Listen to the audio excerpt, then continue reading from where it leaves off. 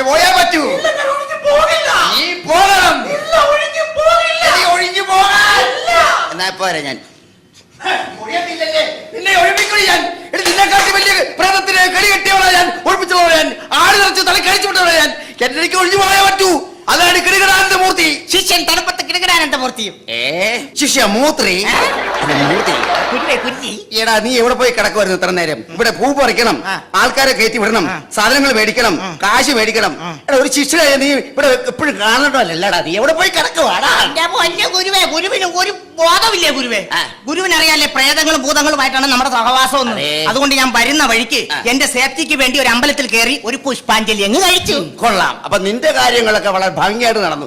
നീ പുഷ്പാഞ്ജലി കഴിച്ചു. എടാ ഗുരുവോ എനിക്ക് വേണ്ടി എന്താടാ കഴിച്ചത്? എന്റെ പൊന്നു ഗുരുവേ, ഗുരുവിന് വേണ്ടി ഞാൻ കഴിച്ചിട്ടുണ്ട്. എനിക്കറിയാം നീ കഴിക്കുമെന്നറിയാം. എന്താ നീ കഴിപ്പിച്ചത്? ആ രാഘവന്റെ കടയിൽ കയറി പുട്ടും ദോശയും കഴിച്ചു. 45 രൂപ പറഞ്ഞ കേട്ടെ. ഒഴിഞ്ഞു പോകാനാ പറയുന്നത്. ഇപ്പൊ വരാം. അതേ നിന്റെ മുഖത്തിന് ഒരു പാട് കാണുന്നേ. അയ്യോ ഗുരുജി, പറയാൻ മറന്നുപോയി. ഞാൻ വരുന്ന വഴിക്ക് ഒരു പൂ മണത്തിന് നാട്ടുകാരെടുത്തിട്ട് തല്ലിയവാ. ദൈവമേ, ഒരു പൂ മണത്തിന് നാട്ടുകാർ തല്ലിയോ?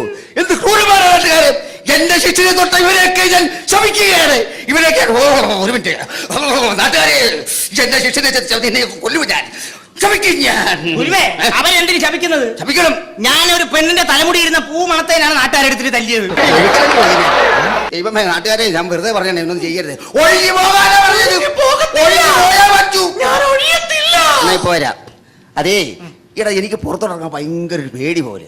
ഭയങ്കര ആൾക്കൂട്ടം പുറത്ത്. അയ്യോ, പുറത്ത് ഭയങ്കര ചെറുപ്പക്കാരുടെ തിക്കും തിരക്കില്ലയോ? അല്ല, ഞാൻ ചെയ്ത വല്ല പൂജ വല്ല മുടങ്ങിയിട്ട് വല്ലൊരു വന്നാണോടാ നീ? അയ്യോ, പറയാൻ മറന്നുപോയി. അതെ, എന്റെ കയ്യിൽ നിന്ന് പറ്റിയൊരു കുഞ്ഞ കയ്യബദ്ധമാ.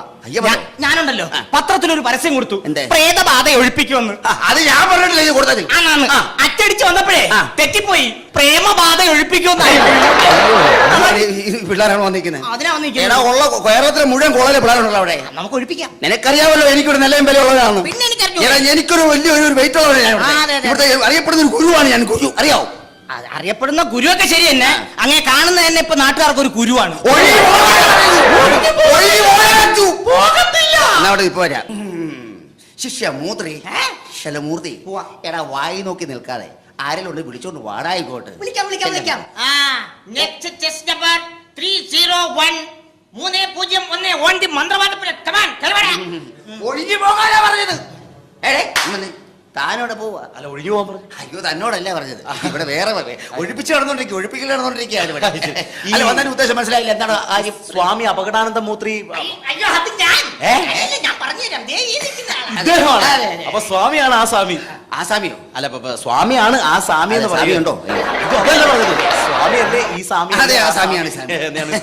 വന്നതിന് ഉദ്ദേശം മനസ്സിലായില്ലേ? പറയൂ. ഒന്നുമല്ല സ്വാമി, എന്റെ ഭാര്യനെ അങ്ങ് ഏറ്റെടുക്കണം. 25 വർഷമായിട്ട് ഞാൻ കൊണ്ടിടക്കുന്ന എനിക്കറിയാം. നിന്റെ ഭാര്യ ഞാൻ ഏറ്റെടുത്തത്. അങ്ങനെയല്ല പറഞ്ഞത്. എന്റെ ഭാര്യ ഒരു കുഴിയിൽ വീണെന്ന് കരക്ക് കയറ്റണമെന്ന് പറഞ്ഞത്. അതിനൊരു കാര്യം ചെയ്യും. JCBയോ അല്ലെങ്കിൽ പുക്കിൾ എടുത്ത് പൊക്കി അങ്ങോട്ട് മാറ്റി വെക്കും. മനസ്സിലാക്കും. ഇതൊന്നും അല്ല പ്രശ്നം. സുശീല 15 വർഷമായിട്ട് സിനിമയിലും സീരിയലിലൊക്കെ അഭിനയിച്ചുകൊണ്ടിരിക്കുക. അപ്പൊ നടിയാണ് വിഷയം? നടിയല്ല വിഷയം. അവളിപ്പോ പുരാണ സീരിയലിലാണ് അഭിനയിച്ചുകൊണ്ടിരുന്നത്. പക്ഷെ ഈ ഇടയായിട്ട് നമ്മുടെ ചാനലുകാർ മൊത്തം റിയാലിറ്റി ഷോയിലേക്ക് മാറി. അതോടുകൂടി പുരാണ സീരിയൽ എല്ലാം കട്ടയും പടവും മടക്കി. അപ്പൊ അവളിപ്പോ പിച്ചും പേയും പറഞ്ഞോണ്ടിരിക്കുക.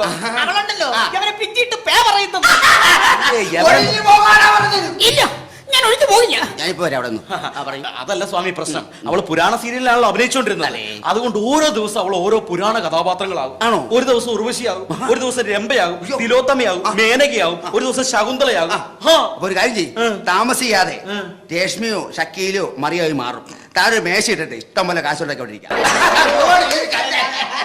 പൊന്നു സ്വാമി, അതായിരുന്നു ഈ കുഴപ്പമില്ലായിരുന്നു. ഇതിപ്പോ അങ്ങനെയല്ല. ഒരു ദിവസം എന്നെ കാട്ടിലേക്ക് വിളിച്ചോണ്ട് പോയിട്ട് എന്നോട് പറയുവാ സീതയാണെന്ന്. അതുപോലെ തന്നെ കണ്ണും കെട്ടി നടു റോട്ടിക്കൂടെ നടന്നിട്ട് ഇവള് പറയുവാ ഗാന്ധാരിയാണെന്ന്. ക്ഷമിക്കാം.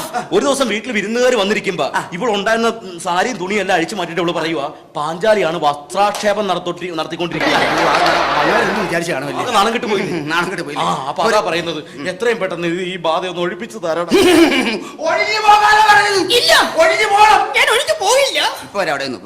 അതെ, എനിക്കിപ്പോ തോന്നുന്നത് എന്താന്ന് വെച്ചാല് ഈ കൂടിയിരിക്കുന്ന ബാധ ചെറിയ ബാധയല്ലത്. ഇത് ചാനൽ ബാധിക്കുന്ന വലിയൊരു ഗണഗണ്ഡാരം ബാധയാണ്. ആണല്ലേ? ഈ ബാധ ഒഴിപ്പിക്കണം. പൂജാക്രിയകളോ? പൂജാക്രിയകൾ വേണം. ശിഷ്യ, ഞാൻ ഒരു കാര്യം പറയൂ. ഈ ബാധ കയറുന്നവരിൽ 100-ൽ ഒരാൾ മാത്രമല്ലേ രക്ഷപ്പെടുകയുള്ളൂ. അത്രേ ഉള്ളൂ. ചാനൽ ബാധ. ബാക്കിയുള്ളവരോ? ബാക്കിയുള്ളവരൊക്കെ തട്ടിപ്പോവും. പൂജാവിധികളെല്ലാം പറഞ്ഞു കൊടുക്കും. അതെ, പൂജയൊക്കെ നടത്തും ആശാൻ. പക്ഷെ കാശ് സ്വപ്പം കൂടുതലാവും. കാശ് എത്ര കൂടിയാലും കുഴപ്പമില്ല, കടം പറയാൻ ഇന്നാറാവാ. അല്ല, തയ്യാറാ. ശരി ശരി ശരി. അപ്പൊ പിന്നെ തുടങ്ങാതെ. തുടങ്ങാം. അപ്പനെ പിന്നെ ബന്ധിപ്പൂ സ്വർഗരാജ വെള്ളപ്പം ലിസ്റ്റ് പറയാം. ഈ സാധനങ്ങൾ മൊത്തം വാങ്ങിക്കൊണ്ട് വരണം. അത്തി ചെത്തി ചെറിക്ക ചെമ്പഴിക്ക ജാതി മതം ചൊറിയണം പിച്ചണം മാന്ത്രം അയമോദകം സാദാമോദകം ആവണക്കീവണക്ക് എല്ലാം ഉണ്ടാവും. അല്ലിപ്പൂ മല്ലിപ്പൂ മുല്ലപ്പൂ പിച്ചിപ്പൂ പച്ചപ്പൂ പാലപ്പൂ കൂടെ ഒരു ചെമ്പരത്തി. എന്തിനാണോ ചെമ്പരത്തിപ്പൂ? അതെ, ഈ പൂജ കഴിയുമ്പോഴേ എനിക്ക് വെച്ചു നടക്കാൻ. മല്ലിയില പുതിനയില കറിവേപ്പില തുളസിയില തുളസിയുടെ അയൽപക്കത്തെ സർവ്വ ഇലയും വേണ്ടി വരും. അയ്യോ, ഈ ഇലയൊക്കെ എന്തിനാണ്? പൂജക്കാണോ? ഈ പൂജ നേടുന്ന പച്ചക്കൃഷി കൃഷി ചെയ്യുന്നത് അതിന് വേണ്ടിട്ടാ പറഞ്ഞത്. തീർന്നില്ല. സിഗരറ്റ് ബീഡി 2 ബണ്ടൽ വീതം വേണ്ടി. അത് വേണം, അത് വേണം. ഇതൊക്കെ പൂജക്കാണോ? പൂജക്കല്ല, പുകയ്ക്കാൻ. പൂജക്ക് പുകയ്ക്കാൻ. ഞങ്ങൾക്ക് പുകയ്ക്കാൻ. ഞാൻ പറഞ്ഞുതരാം. കറുത്ത കരിങ്കോഴിയുടെ തൊലി പൊളിച്ച് തോലിച്ച് മസാല സബറട്ട് chicken chilli chicken kurma chicken സുർമ ചിക്കൻ 65 ചിക്കൻ ഒലത്തി chicken Guwahati chicken Gujarati chicken. ഇതെല്ലാം പൂജക്കാണോ? പൂജക്കാണോ ഇതൊക്കെ? ചിക്കനൊക്കെ തിന്നാനല്ലോ. അത് ശരി. ആരോഗ്യം വെച്ചിട്ട് വേണ്ട ഞങ്ങൾക്ക് 2 കൂടെ പൂജ തുടങ്ങാം. അതെ അതെ. തീർന്നില്ല. ഒരു ഗ്ലാസ് ചെറുതേ. ചെറുതനാ പൂജക്കാ? എടാ, ഇത് പൂജക്കല്ല. പിന്നെ? ഈ മന്ത്രങ്ങളൊക്കെ ജപിച്ചിട്ട് ഞങ്ങൾക്ക് വാകഴുവാനാ. അപ്പൊ നിങ്ങൾ പിന്നെ തീർന്നില്ല. പിന്നെ ഉണ്ടല്ലോ അവസാനമായി 2 കസവിന്റെ കോടിമുണ്ട് വേണം. കസവിന്റെ കോടിമുണ്ട് അതും പൂജക്കാണോ? പൂജക്കാ. എടാ, ഇത് ആശാന്റെ അളിയന്റെ കല്യാണത്തിന് ഞങ്ങൾ കൊടുത്തോണ്ട് പോവാൻ. അപ്പൊ നിങ്ങൾ എന്നെ കുളിപ്പിച്ച് കടത്തും? കുളിപ്പിക്കാനോ? എന്റെ പൊന്നു സ്വാമി, ഇതൊന്നും വേണ്ട. വളരെ സിമ്പിൾ ആയിട്ട് വല്ല ചരടോ ഏലസോ എന്തെങ്കിലും ഉണ്ടെങ്കിൽ ജപിച്ച് ഞാൻ അവളുടെ കഴുത്തെ കെട്ടിക്കോളാം. ആയിക്കോട്ടെ, അങ്ങനെയാണെങ്കിൽ എന്റെ കൈ ഇപ്പൊ ഞങ്ങൾ ഈ മന്ത്രങ്ങൾ ചൊല്ലാൻ കാരണം തൊണ്ടയടപ്പായുണ്ട്. മന്ത്രമൊക്കെ ചൊല്ലി നിർത്തി. അത് ശരി. ഇപ്പൊ ഞങ്ങൾ CD-യിലാക്കിയിരിക്കുക. CD-യില് കാര്യങ്ങളൊക്കെ CD-യിലാണ്. ഓഹോ. എല്ലാ ബന്ധങ്ങളും, അതായത് റിയാലിറ്റി ഷോയിൽ വരുന്ന എല്ലാ ജഡ്ജിമാരില്ലേ, ടെമ്പോ പോരാ, സാധനം പോരാ, സംഭവമില്ല, അതെവിടെ, എന്താ കൂട്ടായത്, നിനക്കൊന്നുമില്ലേ, ഉള്ളിലുണ്ടല്ലോ പുറത്തില്ലല്ലോ എന്നുള്ള മന്ത്രങ്ങൾ വെച്ചിരിക്കുകയാണ് CD-ക്കകത്ത്. അത് ഇട്ട് തരാം. ഭാര്യ 100 വിട്ടോളൂ, 100 ഒഴിഞ്ഞു പോകാൻ. ഓക്കെ. അപ്പൊ ആ CD തന്നു കഴിഞ്ഞിട്ടുണ്ടെങ്കിൽ ഞാനത് അവളുടെ ഇട്ട് കേൾപ്പിച്ച് ഞാൻ അവളുടെ ബാധ എങ്ങനെയും ഒഴിപ്പിച്ചോളാം. ശിക്ഷ CD എടുത്തു കൊടുക്കൂ. ഒഴിഞ്ഞു പോകാനാ പറഞ്ഞത്. പോകാൻ. ഇല്ല, ഞാൻ പോയില്ല. അപ്പൊ ഇതാണ് CD. ഇതാണ് CD. ഇതിലുള്ള മന്ത്രങ്ങളെല്ലാം എഴുതിയിട്ടുണ്ട്. കേൾക്കാം. ഭാര്യ സുഖമായിട്ട് സ്വസ്ഥമായിട്ട് ജീവിക്കാം. ഓക്കെ. പിടിക്കൂ. സംഗതി പോരാ, സംഭവമില്ല, ടെമ്പോ ഇല്ല, ജീപ്പില്ല, കാറില്ല, ഓട്ടോറിക്ഷ ഇല്ല. മന്ത്രങ്ങളാണല്ലേ? അപ്പൊ വളരെ ഉപകാരം. ഒഴിഞ്ഞു പോകാനാ പറഞ്ഞത്. ഇല്ല, പോയാ പറ്റില്ല. പോകില്ല പോകില്ല പോകില്ല. അല്ല മന്ത്രവാദി, ഞാൻ വന്നപ്പോൾ ശ്രദ്ധിക്കണം. മന്ത്രവാദി അകത്തേക്ക് നോക്കിട്ട് ഒഴിഞ്ഞു പോന്ന് പറയുന്നുണ്ട്. ഇതുവരെ ബാധ ഒഴിഞ്ഞു പോയില്ലേ? 25 വർഷമായി. ഇത്ര നാളായിട്ട് ഒഴിഞ്ഞു പോയിട്ടില്ല. അത്രയ്ക്ക് ഭീകരയാണ് ഈ ബാധ. അത്രയ്ക്ക് ഭീകരമാണ് ഈ ബാധ. അതേത് ബാധ? എന്റെ ഭാര്യ, അവള് വലിയ ഒഴിയാബാധയാണ്. ഒഴിഞ്ഞു പോകാൻ.